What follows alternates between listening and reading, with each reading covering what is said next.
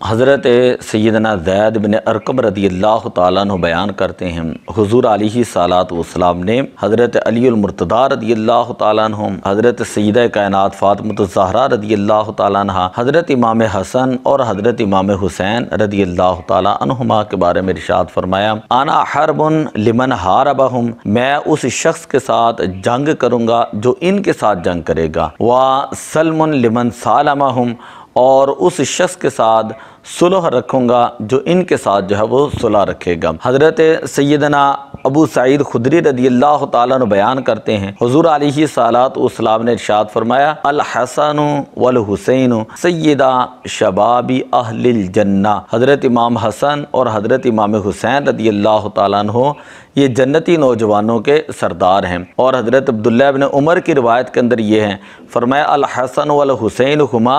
ریحانی من الدنیا، یہ امام حسن اور امام حسین رضی اللہ تعالیٰ عنہما یہ دنیا کے اندر میرے پھول ہیں۔ حضرت اسامہ ابن زید رضی اللہ تعالیٰ عنہ بیان کرتے ہیں کہ ایک رات میں اپنے کسی کام کی غرض سے گھر سے باہر نکلا تو میں نے دیکھا کہ حضور علیہ الصلوۃ والسلام تشریف لا رہے ہیں۔ آپ نے اپنے اوپر چادر لی ہوئی تھی اور چادر کے اندر کچھ چیز تھی، تو میں جب اپنے کام سے فارغ ہوا تو میں نے عرض کی، یا رسول اللہ صلی اللہ علیہ وسلم، ما ھذا الذی انت مشتمل علیہ، یہ کیا چیز ہے کہ جس کو آپ نے ڈھانپا ہوا ہے؟ فکشفہ،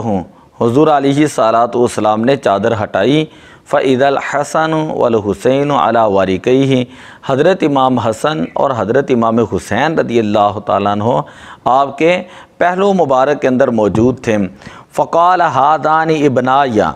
حضور علیہ الصلوۃ والسلام نے ارشاد فرمایا، یہ دونوں میرے بیٹے ہیں